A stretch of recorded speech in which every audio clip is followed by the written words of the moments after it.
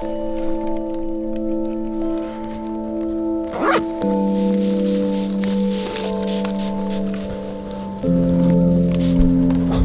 an exciting afternoon here. We're all set up in Kentucky for opening day, and I can't tell you how good it feels to be back in a tree. Gavin and I are set up right now, and a few hundred yards away, Matt and Grant are also set up, so we're hoping for a good evening while we wait on the deer to start moving here. We're going to join Mike Reed as he knocks out a few different projects, including an update on his big deer, and also a cool project he's gotten done with some redneck blinds this summer. I got to do the same thing. My grandpa and I welded up a trailer.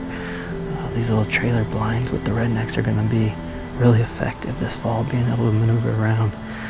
So we'll let Mike dive deeper into that, and we'll catch up with you in a little bit.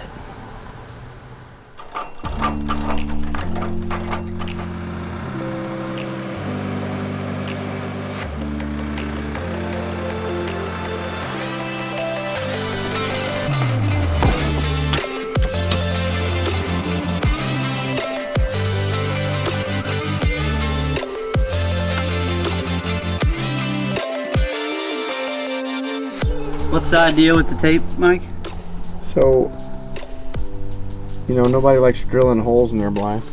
So, before we set the awning, I take a piece of masking tape on the awning, get my template, my spacing on the screws with the tape, and then I can put the tape above each window and make my marks and drill one time and know that it's accurate.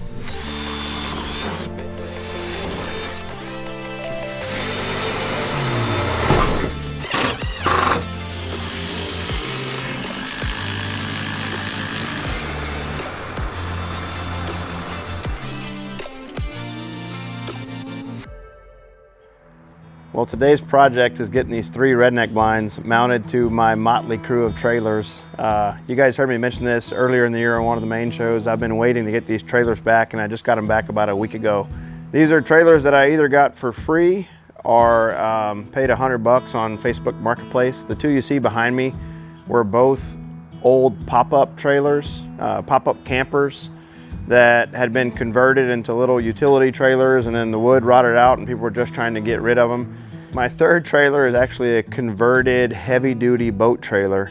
It was a shallow V-hull, and it's been converted to a flat deck trailer. So picked that one up for a couple $100. So I purchased them and bought them to a local trailer shop and had them weld 4 jack receivers on the 4 corners, and then put some fresh deck boards down to put lag bolts in and secure the redneck blinds to the trailer. So it's a nice way. You know, I couldn't stand the idea of going to buy a brand new utility trailer for $1,200-1,300 and then go and park it out in the field. A couple things about these trailer kits.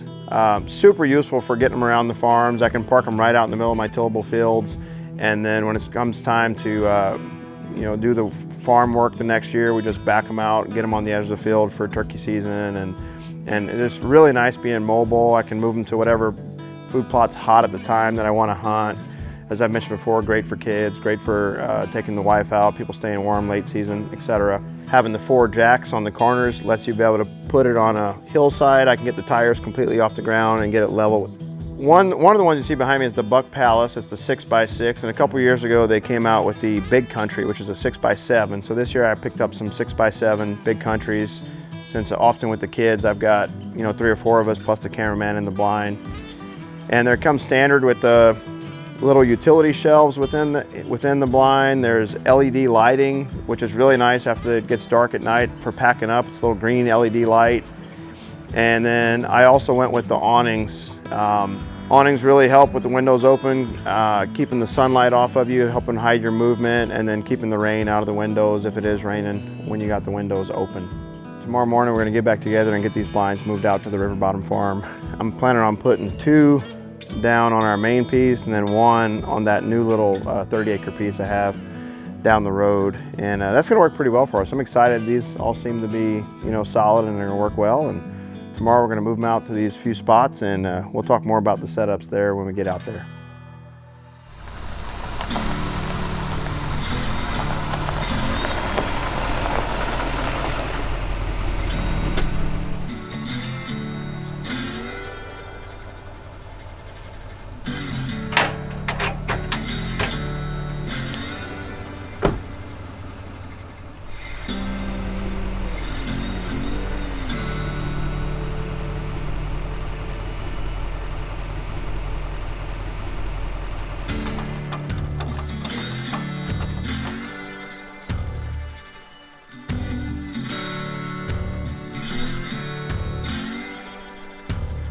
I think just from a hunting perspective, you know, have a deer come into the plot and walk up and down the plot like I want to. I think this is a good spot.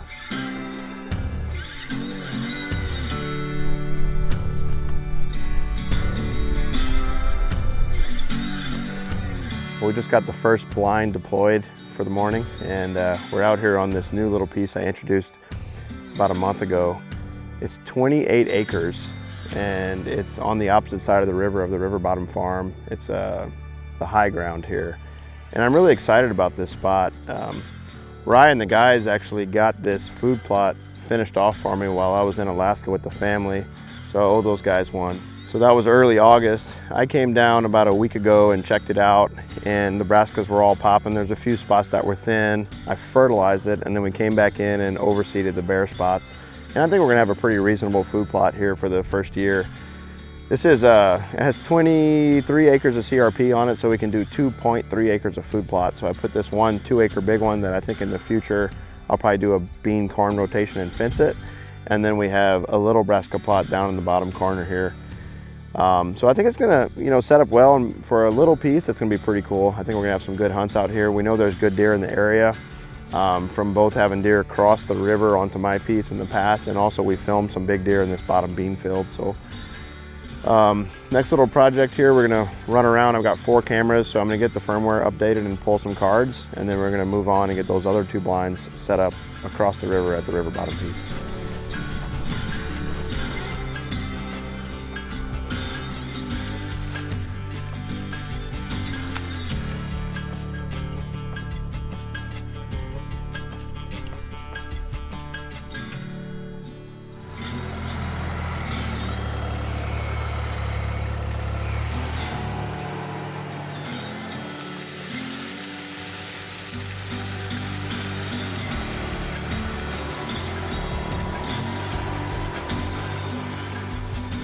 Well, we've moved across the river to the main river bottom farm and got our first blind set out on the south end. This area's got the old oxbow that comes through it, and then we have a 3-acre sorghum and then 3 patches of beans. And boy, this is what we fenced in, and it has turned out amazing. I've not been out here for a while, and these beans are belly button high, you know, and just full of pods. So it's gonna be exciting to see what this will do for us this year. I got the blind tucked into the plot screen. We're gonna have great access from where we park up this trail through the timber or up this field edge, and really excited to see what this will do for us both in youth season and then of course late season. We got one more to put out, and then we'll be wrapped up for the day.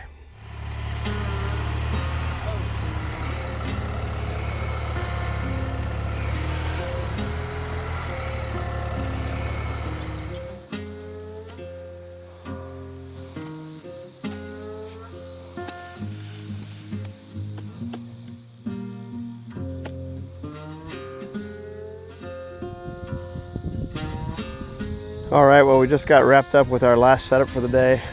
And this plot, it's like a 7-acre bean plot. So I can put 5% of this WRP into food plots. And so I'm just trying to put enough food here to make sure the deer have enough food through the winter, hold them here, have good shed hunting, and you know, also good late season hunting, etc. This is gonna be a difficult spot to bow hunt, but I'm looking forward to possibly getting out here during youth season, and then for sure during the late season.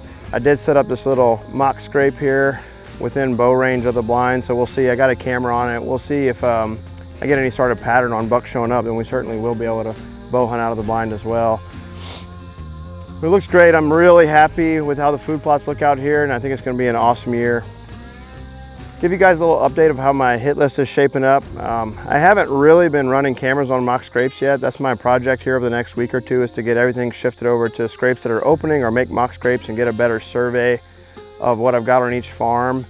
Out here, I have had the Big 8 from last year and the bucko called Blanco. They're both definitely mature deer, and deer that maybe one of the kids or somebody can get on throughout the year. They're really using the south end of the farm. And then on Jared and I's piece, I mean, we'll be looking for Dak to show up here in the next 3 to 4 weeks, and he'll still be the primary target that I'm after on the river bottom farm this year. And if for some reason he doesn't show up, then we'll shift gears. And on the home farm, my primary target is going to be this big deer. I asked for help naming him. It's been probably almost 6 weeks now, and I got a ton of awesome suggestions.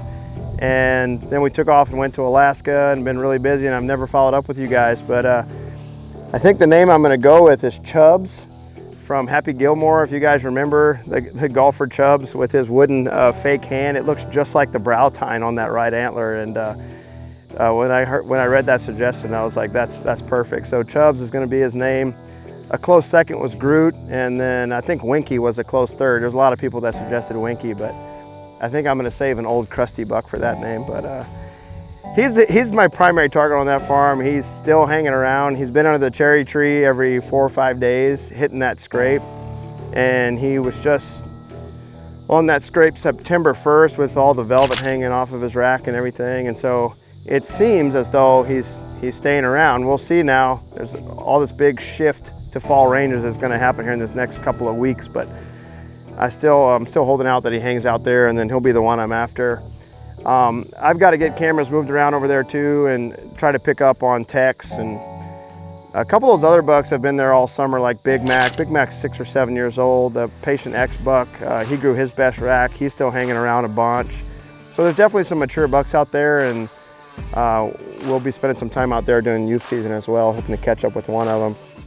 Youth season opens up September 18th here in Iowa, and so does the urban zone. So me and the kids are really looking forward to that. And hopefully Grant and Jared are having some luck out in Kentucky right now, and can't wait to get going here in Iowa. All right, well, incredible first night here in Kentucky. I would like to say it went better than what was anticipated anyway. We didn't have super high hopes just based on, we're really sure cameras can be kind of tough sometimes, but both encountered deer that we would shoot. Gavin and I set up in a little island of trees at the far end of the property and knew it was a good spot to see deer. Wasn't really sure about getting a deer in bow range, and overall it was a pretty slow night. Was it kind of the same for you guys as far as the number of deer? Yeah. Compared to what you guys saw filming last night anyways. Right. And we just saw some does and fawns, and then probably 5-10 minutes before sunset, I would say, is when we saw the 3 bucks come out. First, a good looking hardhorn deer went and made a scrape, and right behind him was a good buck and velvet. You just had one single picture of that deer, so we didn't know if he was around very often or not. That camera was kind of acting up, but he looked really good. And definitely a deer that I would shoot here. Unfortunately, they kind of made their way through that gap and we never saw them again, so might make adjustments on it. But you were probably, I don't know, 1,000, 1,500 yards south of us. I mean, you're quite a way south of us, but you had a heck of a night too. Yeah, it was crazy. Gavin, Matt, and I actually came to Velvet Film. We were noticing that these deer were feeding out of these coves and into this hayfield that actually has a lot of clover in it. And so Matt and I set up in this pinch. There's a main cove, and it kind of feeds out into this hayfield. And we set up right at this pinch, and we had like 3 or 4 does come out, and we ended up having 3 or 4 good bucks come out right behind them. And as soon as they got to that pinch, they ran through it. I don't know if they just felt nervous or what was going on, but as soon as the lead buck that I was going to shoot ran through that pinch, they all followed them, and they ended up getting downwind and getting our wind. But for a second there, it was pretty hectic. I know Matt and I had adrenaline pumping, and I was actually at full draw, so not a bad sit for the first opening day here in Kentucky, and I'm looking forward to the rest of the week. It's hard to beat that for night one. We'll show you some clips here, but you can watch the full hunts on my blog on the Midwest Whitetail Daily channel. We'll keep that rolling throughout the season, so you can watch those hunts right after they happen. So you can watch the full hunt there. We're gonna go back to the drawing board tonight, study the maps. I think we're both gonna adjust where we go. We took stands down. We're gonna move them somewhere. I got my eye on a little cedar tree that I think will put us in bow range. You're probably gonna move out a little further away from that pinch where they seem to get nervous. So good start to the season. Can't wait to see how the rest of the week goes.